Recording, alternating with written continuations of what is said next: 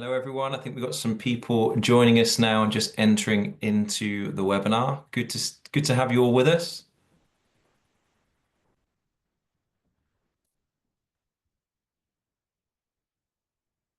Hi, Kathy. Hi, Jason. Hi, everyone. We'll be just starting in a few minutes. We'll just allow those to join us in the room and then we'll get started very shortly.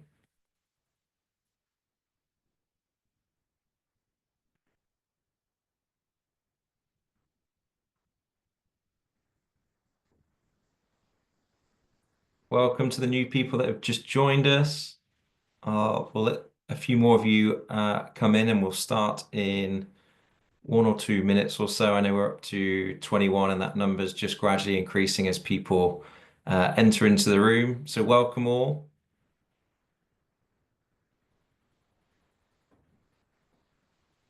Okay. Kathy, I know we've got a lot to cover today and people will come into the room as we go through, but let's get started and get cracking.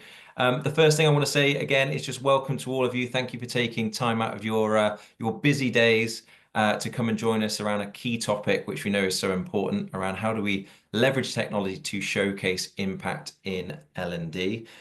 This is a topic that I've been passionate about for many years around really believing that learning development and learning professionals should have the top seat at the table. We play an important role in terms of driving the impact in our business, and to demonstrate that and showcase that is really important. So as we dive into today's session, I just want to check everyone can see me, can hear me, can see the screen okay. Just give a thumbs up in the chat. Brilliant. And please, we're here to have fun, for you to learn. We've also got some experts in the room. So I know many of you are experts yourselves around this topic. We'd love to pull on that. So please do add into the chat, your thoughts as we ask questions through. Please, yeah, put your input in. We want to take that and use it as part of our conversation today. I can see lots of thumbs up, so brilliant. Thank you, Imani, Denny, Antoine. Pamela, thank you. Lena, brilliant. Great to have you with us. Just to give you a quick snapshot of the agenda for today. So we will be going through a little bit about what we're going to be talking about today. For those that don't know us, an introduction to Nullscape. Be really quick. We'll just go through a little bit about who we are. I know many of you, or some of you, I can see on the webinar today have had some experience with this or joined our last one. So great to have you back. But we'll give a bit of an intro. We've then got a bit of a story and a narrative that we're going to be talking about with a couple of characters to help bring today's topic to life. And Garthy's going to help take us through that journey, which will be quite cool to go through, where we'll be talking about the 5 levels of impact inside the organization as well, and how you can start to align to that as L&D professionals. And also the key component here, which is how do we really leverage the technology to and the impact in L&D as a bit of a roadmap. So how do we start to demonstrate that? What do we do? We want to give you a bit of the how, and we're not going to be able to give all of that in 60 minutes, but if we can give a taste of that throughout the journey, that will be our aim. And then we'll close off with a bit of Q&A at the very end. But as I said, please do use the chat as we go through. Firstly, just real quick introductions. I'm Jason Smith. You can see me on the screen there. I lead the growth across Europe, UK, and North America.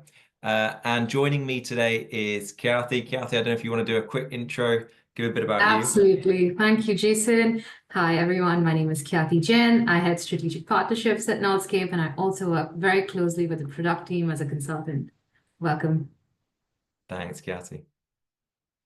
Now, we are quizzes at Nullscape. If you've attended some of our other events or webinars, you've probably seen a theme. So in the chats, would love to hear from you. Who coined this quote? Tell me and I forget, teach me and I may remember, involve me and I learn. Unfortunately, we've got no significant prizes to give, but you do get ego points. So put it in the chat. Who can tell me who coined this quote? So we've got Camilla saying Gandhi. Okay, interesting. Any others? Any other guesses? It's okay if you get it wrong. Yeah, don't worry about getting it wrong or right. Sandeep, okay, we'll move on very quickly because Sandeep has got it right. It is Benjamin Franklin who coined this quote, and the reason we've put this in there is because this really fuels our ethos around learning and development and how people really start to adopt new skills, apply those new skills, because that's the most important thing. It's okay to know something, but to actually apply it is really important. And so it frames a key part of what we do. We are one of the world's largest experiential learning technology companies. You can see some of the countries where we have direct offices. So North America, the UK, where I reside, India, Kathy, where I know you're from, and then we've got APAC and Singapore as well as part of our key areas and direct offices. Also, just to give you a bit of insight into the organizations that we get to work with as well. And you can see that on the left-hand side. The reason we show that is because it really does fuel a lot of our data, our research. For those that joined our last webinar, we did it on our recent work and paper on uh, the 2025 trends for learning development. And a lot of that is fueled by the fortune that we get to work with these organizations of different sizes, different industries as part of that. So impacting over 500,000 engaged learners going through our experiential learning offerings and simulations each year, and also working with 400 plus organizations across 75 different countries. And then finally, we're very proud of some of the awards that we've recently won as well, which you can see there on the right. But today, if we get into the anatomy of what is a future-ready organization, so this is really what we're about at Nullscape. How do we really enable organizations to become future-ready? And we look at this in two areas. So we focus on core skills. So these are transferable skills that individuals, leaders inside your organization really need to adopt to become future-ready and lead success for the future. So we think about some of the typical skills, digital skills, and the culture readiness skills. And then we think about contextual skills as well. So if you think about organizational readiness, maybe we've got key strategic priorities we're trying to execute on. This is really how we enable that inside our organization. Think about industry readiness as well, as the lines blur across organizations now because of the digital world that we now live in.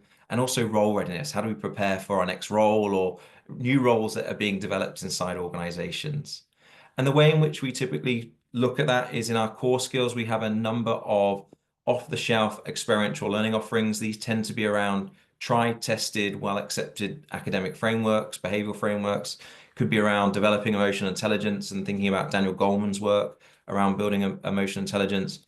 Could be around using and leveraging contextual leadership or situational leadership for leadership, so on and so forth. And then we have contextual skills, which tend to be more aimed at industry or organizational or role specific things. So we use our custom simulation builder called Genie, where we can really build custom simulations to help support that learning application in those areas as well. So, as we mentioned, we're going to start with a bit of a story and some characters that are within this, and hopefully you can see yourselves in some of these characters as well, and or at least aspects of it. And so we want to get your input as we go through. But I hand over to Kathy is just to tee this up and give you a sense of the character Anthony that we've got here.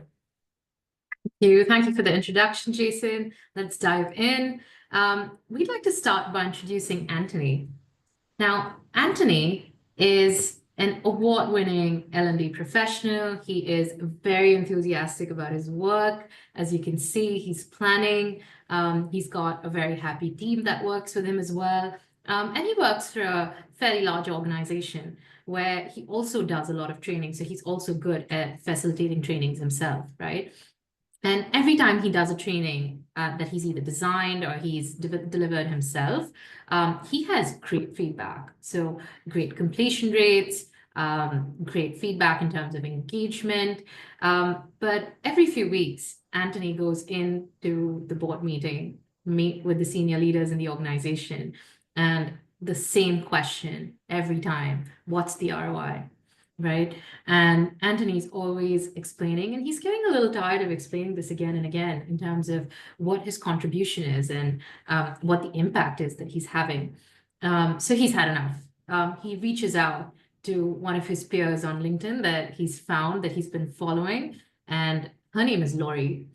And he sets up a meeting with Laurie, and Laurie really, really pushes Anthony to think a little bit further about L&D and about what he's doing. And she does this by asking him a lot more tough questions, right? How do you ensure your trainings are being scaled globally? What is the ROI? Can you explain it to me? I know you're tired of hearing this. You've spent millions. What's the business impact? How do you know this is working? Are employees doing something differently? Um, can you train 10,000 people this year? Hey, that's the goal. How are you going to do this? And everyone's needs are different within these 10,000 people. So what's your plan of action? And at this point, Anthony's a little confused. He's a little overwhelmed. So let's see what he does next. Yeah, and I'd love to see in the chat. I know we've already had some responses that are saying, "Yeah, relate to that completely." But are you hearing these things when you have conversations? Is this familiar to you as you're having these conversations internally? Are there other things that are being asked of you as well? We'd love to hear that as well as we go through. So please, again, do use the chat. I can see Prakriti has said relate to it, so that's brilliant as you go through. Anyone else relate to this? Michelle says, yes, all these things ring true. Thanks, Michelle. All right. So this is Anthony. He's confused. He's like, I love what Lynn is saying, Kiat. mhm. Just want to stand on this point. So Lynn says no one is asking, which I think is more right. Oh, And I think this yeah. is so true, right? I was just about to say, Mhm. if your organization isn't asking these, that would be a Mhm. worrying space because if we're trying to deliver impact, it's really what's the lens that they're viewing learning and development through. I hear this a lot from learning and development professionals for some time now.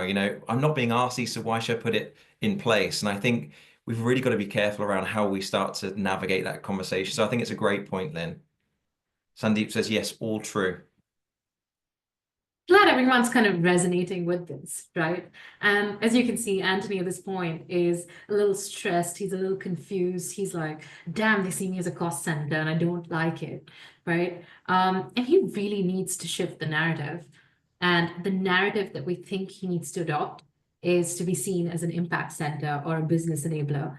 And before we move on, Jason, I do want to get your thoughts in understanding what your definition of an impact center or L&D as an impact center would be within a business. Yeah, I think this is an interesting point. It's a conversation for me over the last sort of 15, 16 years in learning development, which keeps coming up. And I think this is more prevalent now as we see tough economic, times and organizations, that I interact with saying, hey, we're cutting back on our spend and our resources and who we have in learning development. And I think that's a real shame because I think if you think about our role, as I mentioned at the very beginning, of learning developments, ultimately we should be the ones that are kept, that are adding impact to the organization, that we should not be letting go. In fact, we should be doubling down on some of these key areas that we're focused on to help the organization, improve and get better. And I think often it's because there's this lens or view of the role of learning development inside organizations and actually what it can do. And the struggle often is just the communicating of that. Or we're talking about different measures, different metrics. So I think how we make that shift ultimately has to come down to our own mindsets and also how do we enable that inside the organization as well. Absolutely. And I see Sandeep in the chat. He's mentioned that it's a mix of quantitative and qualitative metrics. And we will be looking at those in a little bit. That's a very good point. But moving on to Anthony, he knows that he has to shift the narrative. But before we help Anthony shift the narrative and Laurie kind of guides us through this, I do want to hear from the audience on a very interesting poll question that we have for them, where it's a two-part question, right? The first one is on a scale of 1 to 10, how would you rate your L&D functions and your work's impact on business outcomes, right? One being we don't have any impact and being I'm already a strategic business driver. And the second question is interesting because you're asking, how do you think your business would rate your L&D functions impact on business outcomes, right? One being there is no impact, and 10 being we are creating the kind of impact that we want. So take about 20 seconds, think about this. Obviously, for number two, you're kind of assuming what business would say, but it's a good benchmark for us to look at as we drive the discussion forward.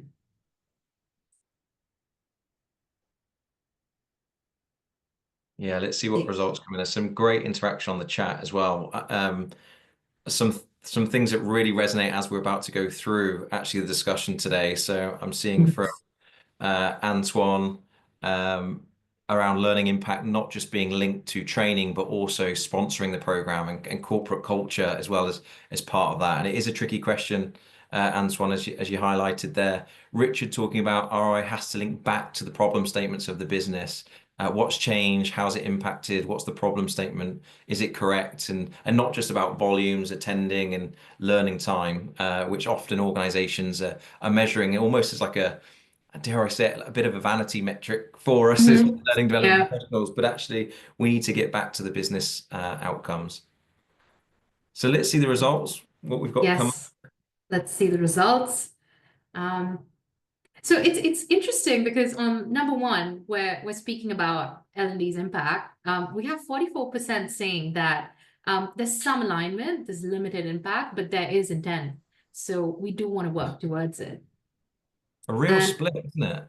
yeah, it is. And what's interesting is we've got 48% on the business and how a business leader might rate L&D as well, right? So there is some alignment that I'm seeing in terms of what we think our impact is and what the business also might see. Yeah, I'd love to hear from those eight to 10 strategic business drivers. I'd love to hear some of the things that you're doing inside your organizations. Please Yeah, do share that. We'd love to learn from what you're doing as part of that. The interesting, I think, find from this is 11% are seeing it is very disconnected to the business, and the majority are saying four or five, so some alignment but very limited impact. And I think this is where we've really got to shift the narrative that you talked about, Kathy, in terms of how do we get back to that? Because that's ultimately, um, our roles and our impact that we're trying to deliver inside the organization. I agree. I agree. I'll move on since there's a lot of questions about ROI and impact. So Anthony knows he has to shift the narrative, and there's the past narrative and the future narrative. And Jason, we'll go through these points very quickly because I do want to move to the solutions as well. But I'd love to get your thoughts on what needs to change for L&D and how you think that needs to happen, all the way from viewing it as a cost center to an impact center to changing the ways we're doing training and also just looking at very different metrics. What's your sense of where organizations are within your market in terms of making that shift? Yeah, and I'm conscious we've got again experts in the room as well out there. Mhm. And I can see some real compelling thoughts that are coming through on the chat. So I think a key component is if you look at how learning development is evolved, and again, I revert back to the conversations over the last 15 years and how I've seen them transition, is there was this emphasis on content being the sort of the primary, the king and queen of what we need as part of that. I think there's a real shift now that I'm certainly seeing having conversations with learning development professionals, heads of L&D and heads of people, which are saying, actually, we might have too much content. That's not our issue. We can develop content quite quickly now, but the application and the practice of that content is where the real strength is for us going forward. That's what we need to do. And actually, what we're finding, certainly in my conversations, is content is actually being distilled down to what's important. I think post-pandemic also fueled a lot of this. After COVID, there was this sort of emphasis on everyone needs to have access to learning, and so born were learning libraries, lots of content. I think the challenge has been from that, and it's all great stuff. This is not to knock learning libraries. I think it plays a role inside organizations, but can we really track what people are going on? Is it the right things that people are investing their time in and learning and applying those skills? And that can be a bit dispersed as well alongside the data. If you're in the sort of 11% completion rates within standard traditional e-learning models, you're well up there. And I think that's a bit of something we need to challenge anyway. And Jason, in the comments, and this is a conversation that we've had where you always tell me learning and development needs to be learning and performance. Richard has told us it needs to be learning and skills. So LNS, which I think is also a very interesting way to look at the function.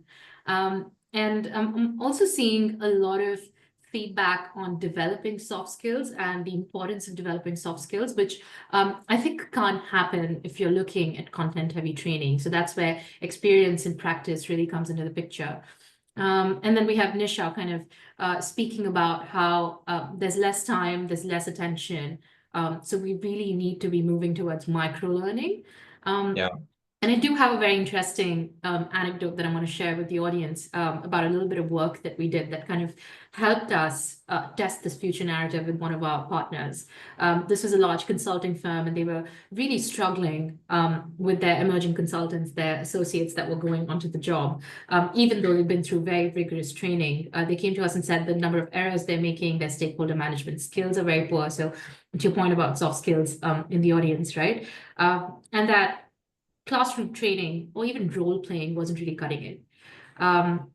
So we designed a learning journey for them, which had a custom simulation, which essentially helped these emerging consultants practice stakeholder management skills, time management skills, their analytical skills as well, within a safe environment.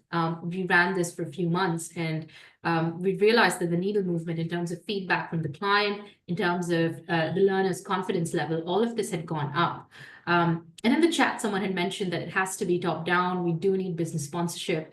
And I think one of the reasons this program worked really well is because while we were designing it and deploying it, we had the business leaders constantly engaging with us. At no point did they say, "Hey, this is an HR mandate or this is an L&D mandate, and I don't want to have anything to do with it." They were involved in the design and the delivery and the feedback.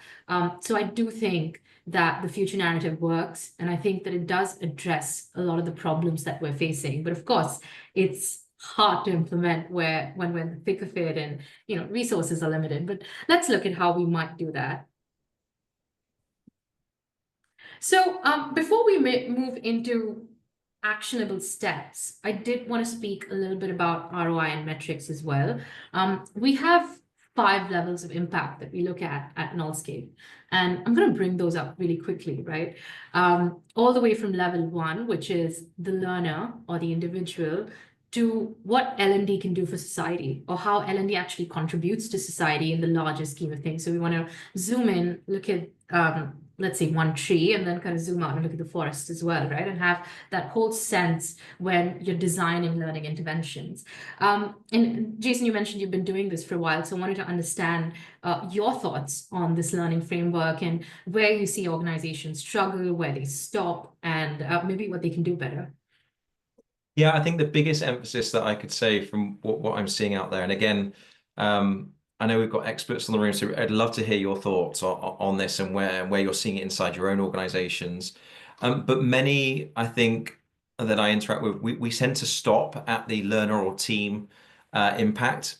And we don't set it up in a way that sort of stretches it a bit further in terms of, well, what does that mean in terms of tying into organizational objectives, goals, as the some people are referred to in the chat, but also our external stakeholders. So actually, what does it mean for our customers, our clients, the people that we interact with and who we serve? But even going beyond that, societal impact, like what is our learning doing for society? And I think if we can bring and think a bit further ahead, I think that can only help us in terms of level of impact that we're driving. I agree. I think you want to align to the strategic outcomes that the company has. You want to look at how you're impacting different stakeholders, especially for businesses that are in the services, right? How are we speaking to different clients before and after? And the last one's very interesting because, before I moved into Noldscape, I wasn't necessarily looking at impact on society either as an L&D professional. So this was new to me, and you do see how training can help build a workforce that's competent. So whether they're within the organization, they're functioning as alumni, it does help. And I think another thing that we kind of overlook a lot of times is building a culture of high performance that comes from having a strong L&D function as well, right? You're training people to kind of be the best that they can be, and that's very important. So in the chat, I think if you can tell us at what level you're currently viewing impact, that would be great. And we also have a poll coming up. And for those of you that are viewing impact at level 5 or level 4, or even at level 3, actually, if you have any best case practices in terms of how you do this, we'd love to hear from you. We're always trying to learn.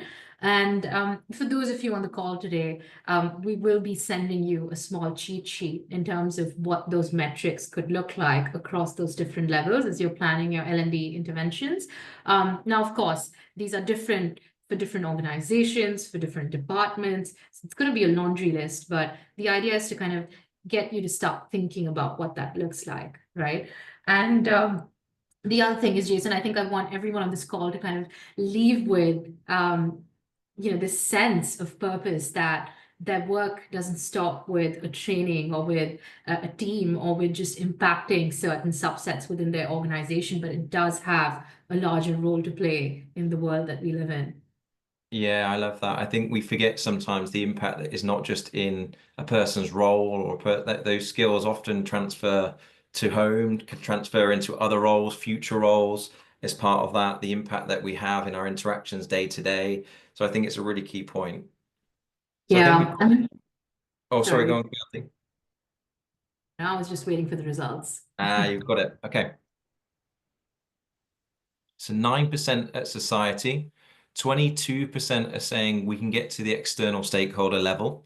And there's a real split, an even split, I guess, across those three. So from team, organization, external stakeholders, there seems to be a split in that range, with the top and tail seeming to be the minutia. And I'm really happy to see that we have a small subset here that's stopping at the learner. And I think when we speak with different organizations, that's a challenge that we face. Yeah. And the 9% that have mentioned society, if you could share with us in the chat what you're doing, we'd love to hear from you. I think it's very interesting. Yeah. But let's move on. So Laurie has essentially told us what the narrative needs to be. We need to be an impact center. She's told us about the 5 levels of impact. So how do we view impact? How we collect data across different interventions? She also wants to point out what the challenges are, right? And what's stopping us from getting there? Because I think impact within L&D isn't just about collecting data and analyzing it. I think it's about fundamentally changing the way we work, right? So there is a shift that we require. And the 4 challenges here, Jason, I do want to get your thoughts on the measurement gap because that links directly to impact. What do you see in the market? Are organizations still struggling with this and collecting data and choosing the right metrics as well? I think this is an age-old challenge. I think it's even been mentioned in the chat again. Mhm. JG, you highlighted the ROI is always complex, especially when it comes to things like soft skills as well, and how do we measure those gaps as part of it.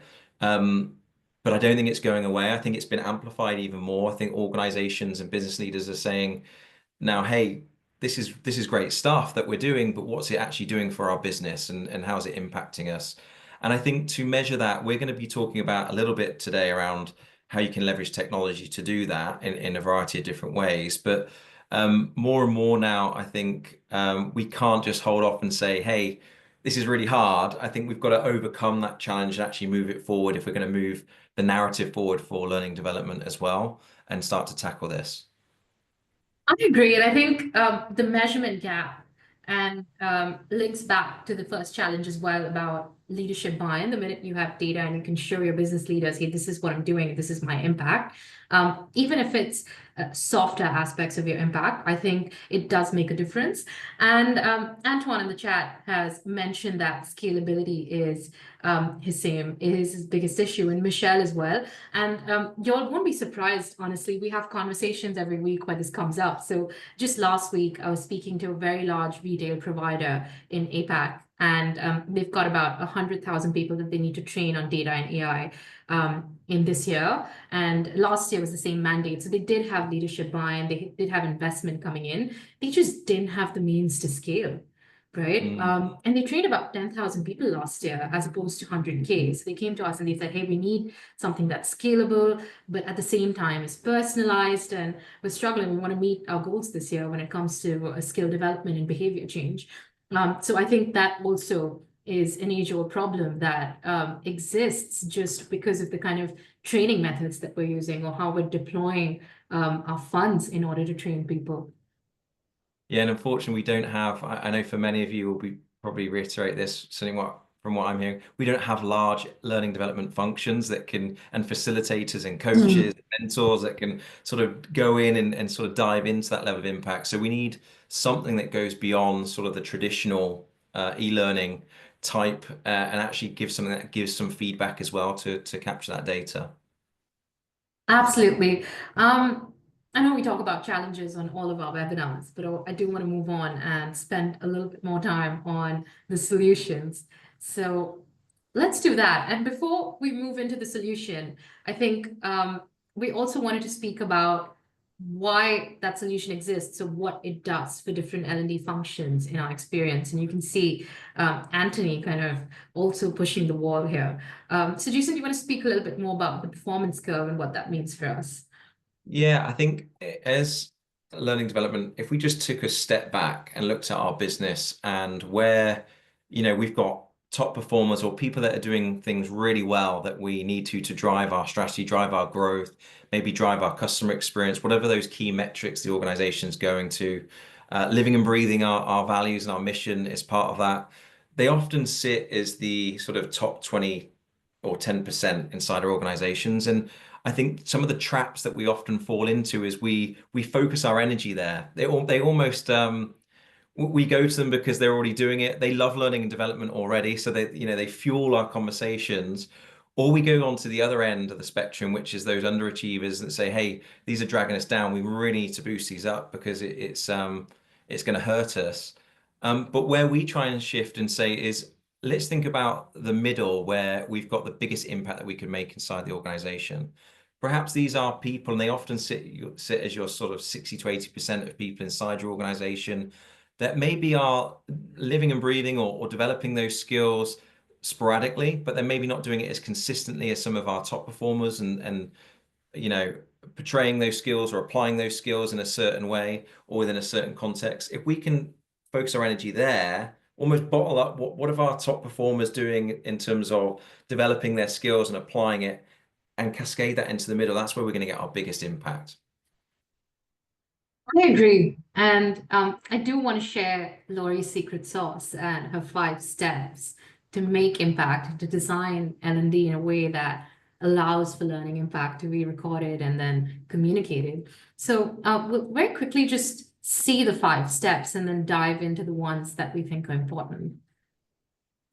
Sure. So very quickly, in terms of what Laurie shared here, these are often where we start with organizations. It doesn't have to start here, but we talk about this more and more, which is, do we have a real compelling case for any sort of change or development?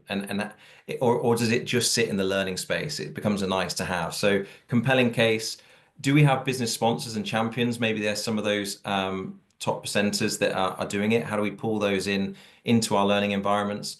Also, do we have an effective learning model that isn't just developing skill, but is developing this ability to keep developing skills? So we talk about educate, experience, and enable, and we'll dive into that in a bit more depth.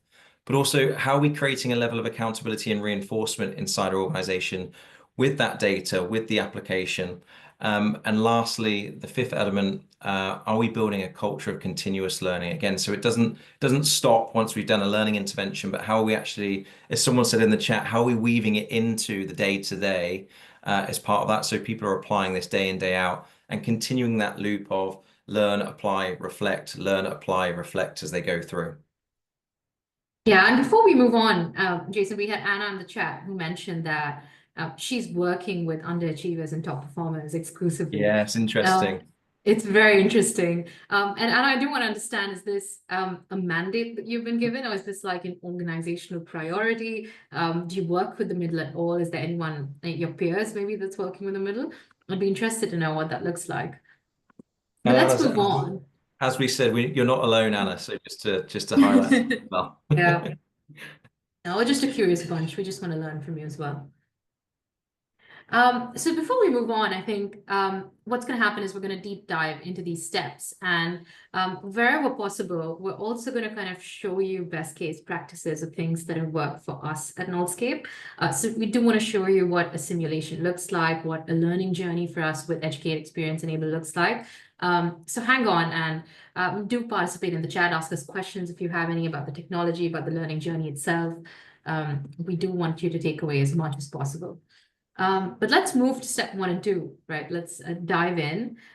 You can see Laurie guiding and coaching Anthony on this. And we've clubbed step 1 and 2 so we can spend a little bit more time on the learning journey and what happens post that. But here's the 3 points. And Jason, do you want to walk us through these? Yeah, let's do that. And by no means is this going to give the complete answer. If happy to talk a bit further, off this. We've only got 60 minutes today, but just to give you a bit of an outline. So the first thing I would say is how well as learning development professionals do we know our business? Because only then can we really align to the business outcomes that we want. Are we still talking L&D language, or are we able to flex and move into speak more fluently about the business, its value chain, how we make money, how our business leaders that we interact with, their key measures and what drives that as part of it? The next in doing that is then getting a real focus on the skill alignment. Again, so if we can look at the performance curve, Anna, to your point, can we challenge the leader to not think about just those, the ones that maybe at the far end that are never going to get there, or are really struggling, and you're not going to be able to change them to get there, or the top performers that are going to give you some, again, make you feel good, but not really move the dial on some of the outcomes. How do we get them to start thinking about the middle as part of that, and understand what are those skills that they need to adopt and start applying that we can then introduce within it? And the other thing I'd say is the clear, compelling why that we're talking about here. So how are we communicating that? Often we stop at the learner impact piece, as we talked about before. Can we bring in the stories around the why, around not only what does it mean for me, but what does it mean for our teams? What does it mean for our in executing our strategic goals and outcomes? And what does it mean for our clients, our customers who we serve, and society at large? Again, if we can bring that clear why into the compelling case, it has more weight, it has more things that people can hook into and gravitate to as well.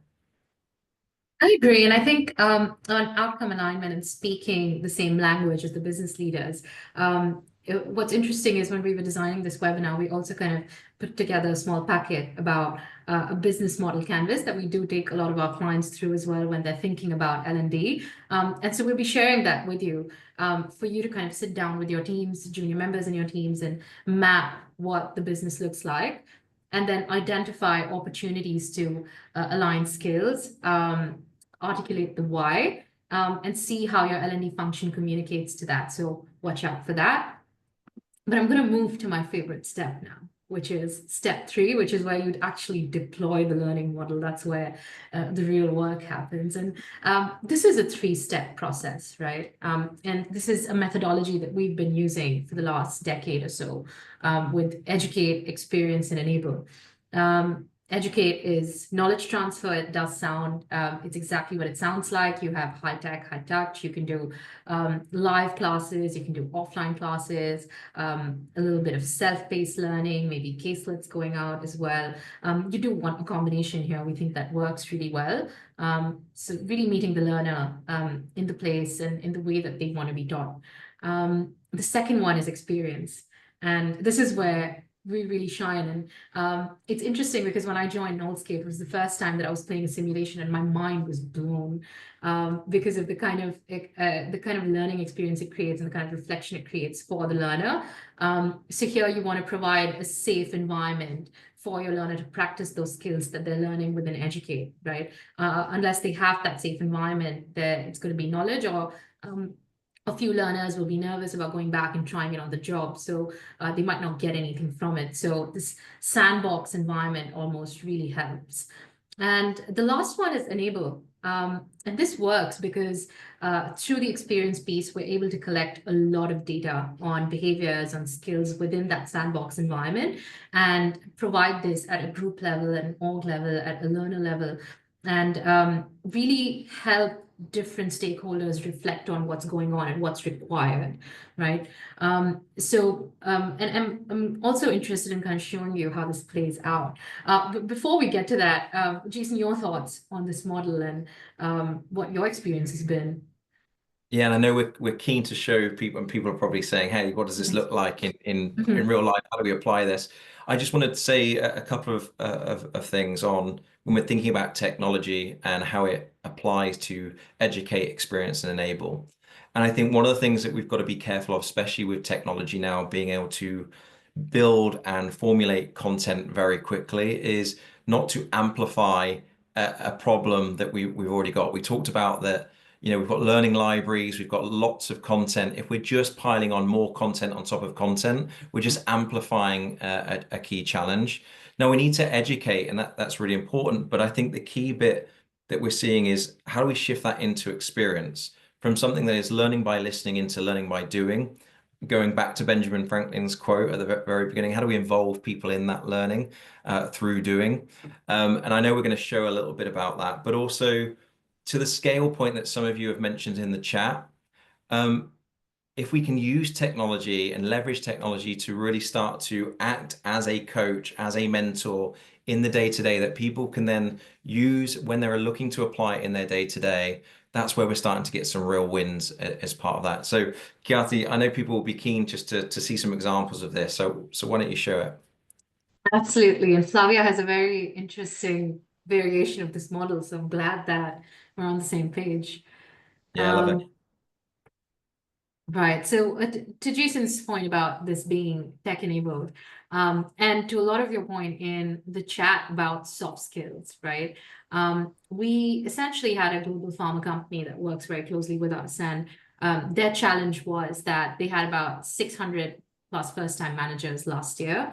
Across a few different geographies. And these were people that were managing teams for the first time. And they were really struggling, right? High performers in individual contributor roles, but the minute they have about 4 or 5 people to manage, they're like, what do I do? So there was very inconsistent leadership behavior, which the L&D function had then said is also impacting team performance because they're not managing their reportees effectively. And before they came into this role, there was very limited opportunity for practice, right? Everything, like every skill is practice. So is leadership, it's intentional. And the last challenge, which was very interesting, was that they had a lot of difficulty aligning to the organizational strategy. So the manager, the senior manager or the director, the VP saying, this is the goal, this is what we have to do. But they were having a challenge executing on that as well because they had these decisions that they had to make on a daily basis and they were struggling with what's right, what's wrong. And there was a fundamental gap in understanding emerging technology and how to enable their teams to use it, how to understand it themselves. So when we started this engagement, we started it in Asia. And we did a baseline assessment for the learners to see where they were, whether the challenges that L&D had outlined were what it is. And we're getting really to the root of the problem. And then based on that, we designed a 4-part journey. So these were 4 modules. Each had its own educate, experience, enablement piece. We used a lot of self-paced content. We had our own facilitators coming in. We had leadership from the organization that came in and did sessions. So very holistic, right? And each module, each component had debriefs, action plans that were going out in terms of what you would do about your communication skills, your contextual leadership skills, who you're going to go to when you need coaching. So we also helped them build that system internally, which we'll get to in the next few points.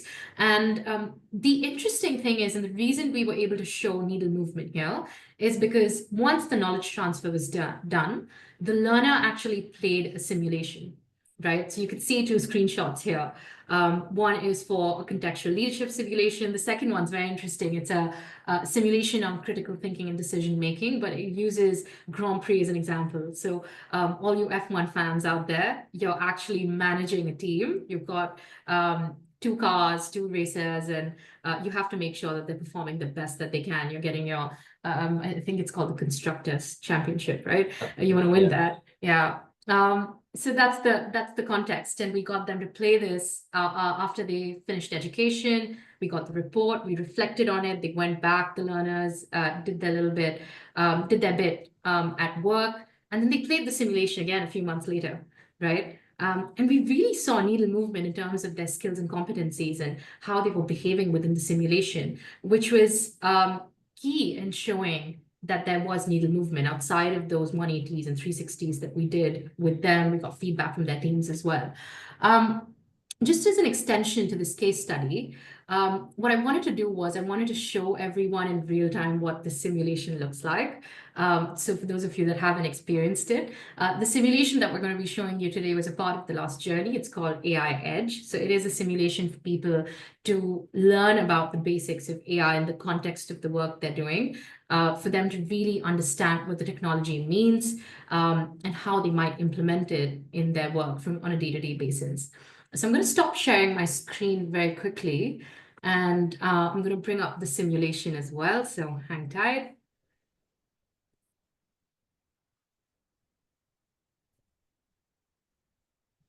Right, here we are. I think everyone can see my screen now. Yeah. All right, so this is the simulation. You are essentially entering this game where you have a fictional role, you're working for a fictional organization, and you have certain tasks that you need to complete. So that's how a simulation plays out.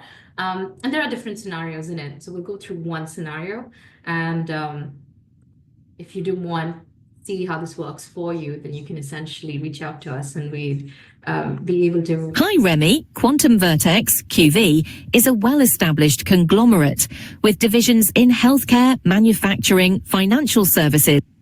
So you'll see we start with the context for the organization, right? So we really introduce the organization that you're working with. The recent simulations are conversational, so you have this AI avatar that's speaking to you. So it does feel like you're having a conversation with another person. Once that's done, we move into explaining to you. Hi Remy, you've been a part of Quantum Vertex QV for 8 years and have been doing a fantastic job of managing digital transformations. We want you to lead QV's AI Readiness Initiative. So in this simulation, you're leading the AI Readiness Initiative for an organization. So you're really getting into the thick of it. You're understanding about the technology, you're understanding how to implement it. You get a sense of the team members. You do get to interact with different people within different AI avatars within the organization throughout the simulation. Simulations are generally different timeframes. So this one's 45 minutes, but it could be 20 minutes, it could be 30 minutes, 60 as well. And we generally have two objectives. So both in this are related to AI because we really wanted to upskill people and equip them with knowledge about the technology. And once I move into the simulation, you'll notice you get a walkthrough of it, and it's in the day in the life of format. So it really mimics what life is for a modern worker in the workplace, where you're getting calls, you're getting messages, emails, you're reaching out to your peers on Slack, right? And there's different scenarios being shown at you. The first one is a Team meeting, a Zoom meeting, and I'm in. There's Thanks for different being here, everyone. As you know, a key goal for us this quarter is to become AI ready by leveraging AI to enhance our work processes. I have Remy here with me, who is leading this initiative. Remy, why don't you start by explaining what is AI in simple words for everyone's benefit? All right, I'm going to give my first answer. Please excuse me if I haven't explained AI too well. No judgment. All right. And there's different input formats as well. So you can speak into the mic. You can kind of type your answer out as well, depending on what the learner is comfortable with. And you'll notice in a bit, I get real-time feedback from the AI. So Jason, if you and I were to play the simulation based on our answer, we would actually get two different responses from the system. So we are tackling that problem of personalization at scale. So a lot of these simulations have been deployed across thousands of learners. It is the same solution, but it is meeting the learner where they need to be met. Amy, I think AI is an emerging technology. It uses machine learning. And I really want to look at the machine as this smart co-worker of mine. Once it's trained, it can do the tasks that it's trained on. It can give you insights. It's analytical. So really, there's no limit to what it can do. And it is intelligence that comes from outside of a human, which is why artificial intelligence. And you can see I can edit my answer as well, but I'm happy with it. I'm going to go with it. And it analyzes your answer in real time. So now Amy's going to give me feedback. That's a good start, Remy. Could you also touch on some real-world examples to illustrate how AI is used in practice? But with that, Jason, I'm mindful of time as well. So what I'm going to do is I'm going to stop sharing my screen on the simulation and very quickly just move to the report that we have, because we have 10 minutes. I do want to show people, once you've gone through these different scenarios and you've kind of played the simulation, you have a leaderboard as well. So you can have different cohorts kind of participating and competing with each other and see how they rank with each other. Different scenarios have different input formats. So there's everything from calls, meetings, messages, emails coming in that you get to interact with the AI on and get feedback on as well. And this is the report that comes in. So it's a snapshot of the report that we get, where you're given an overall score on the competencies and the skills that are being tested. There are different objectives that you're being assessed on. And then we break this down further, right? And if you look at the last screenshot, you'll see that we really get into details about what you're doing well. And this is, again, personalized for different learners. And we give you points on how you can do better as well. And that's where the enablement piece kind of happens, where learners are able to see what's working, what's not working, and it's giving them almost fodder to go back on the job and think about what they can do better. Again, it's the data point, isn't it? That's really important. How am I applying that skill and being able to practice it in a safe environment to get this data, not in real life where it may have an impact and I get it wrong, or yeah. And with that, I want to move to the next stage, which is the fourth one, when we're talking about accountability and reinforcements. Do you want to walk us through what this means? Yeah, I think this comes back to that old phrase, which is what gets measured gets managed. And if you think about accountability and reinforcement, often where we're most accountable and the reinforcement takes place is with our peers. Is part of that. You can see that in the second point, which I know we'll go into as well. But one of the things to highlight in a simulation environment, which we use, and there's lots of different methods which can be used as part of this, but we do use gamification as part of that, where there is a dynamic leaderboard where as people going through the simulations, you can see maybe how the rest of your peers are doing in applying those skills, maybe others inside the organization. And that just creates that level of I want to improve, I want to get better. Most people do show up day to day wanting to improve. I know we can all think of those people that probably don't want to, do well and improve, but most people, show up and do want to. And so that really reinforces that level of reinforcement and accountability. And the other thing is just having that data there, those discussions with your peers as well, and linking it to the KPIs in our organization, those OKRs, KPIs, whatever you use in terms of the language inside your organization, how are we tying it to those goals to create that level of accountability and reinforcement? Yeah, and I do want to touch upon the coaching bit and share a small case study that we have as well. So we have a simulation on happiness that thousands of learners go through. Again, comes with a very detailed report at the end.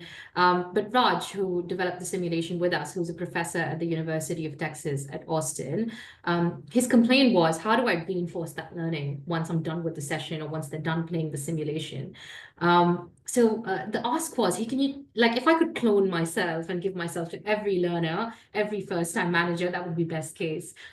So we started working on this AI-enabled virtual coach that's almost like good advice in your pocket, right? It speaks like Raj, it's trained on Raj's research, and gives you very targeted advice on the problems that you're facing.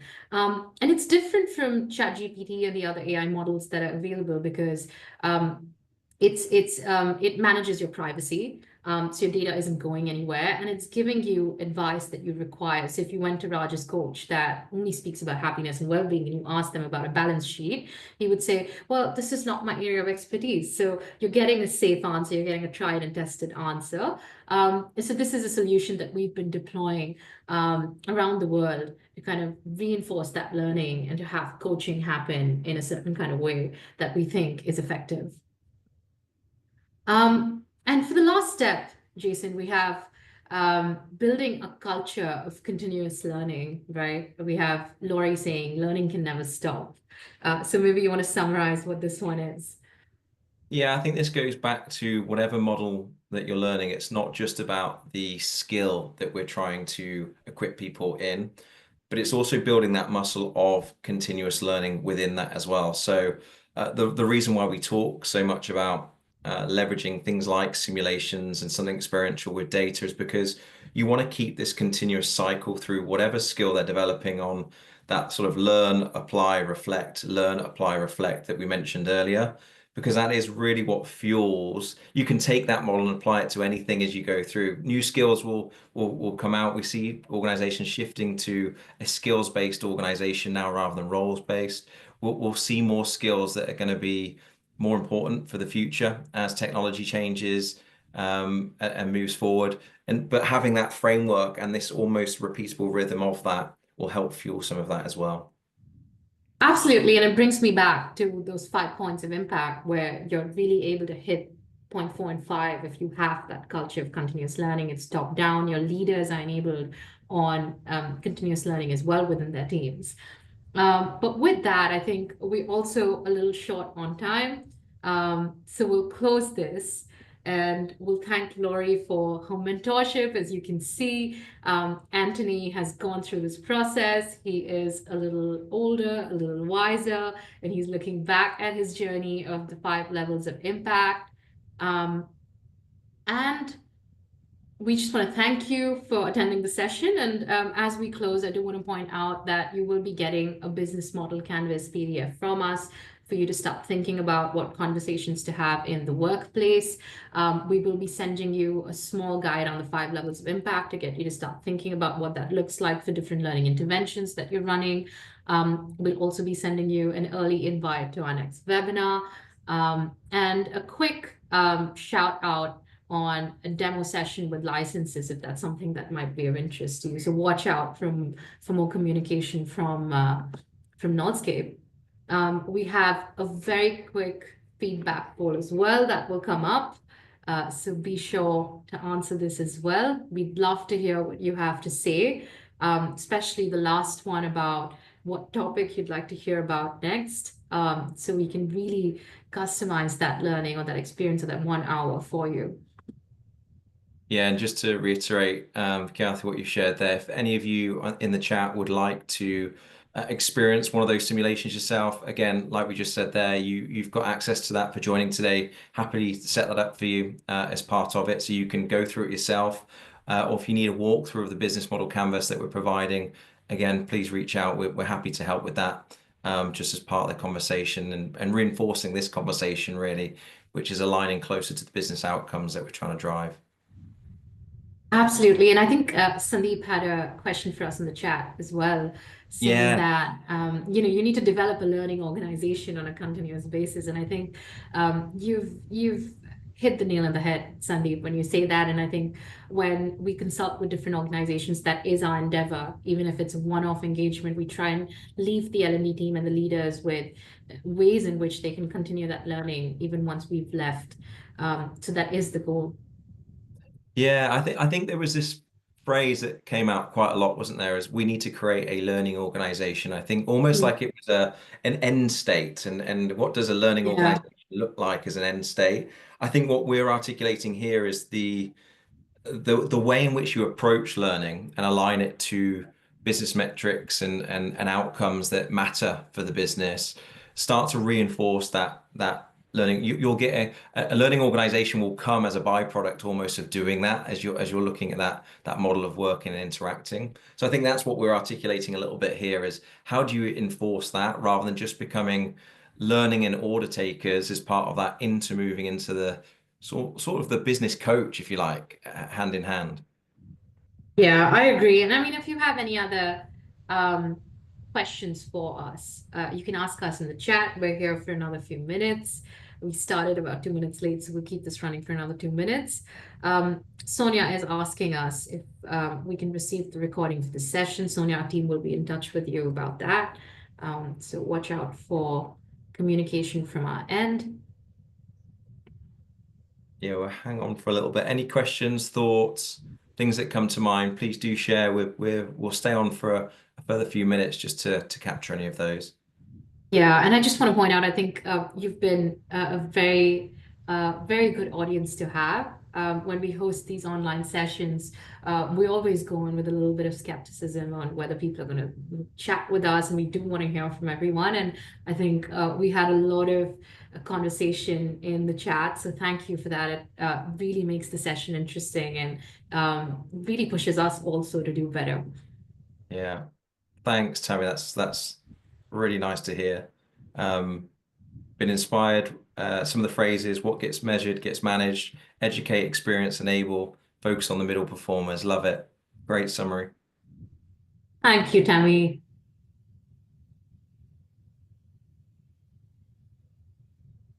Thanks, JG.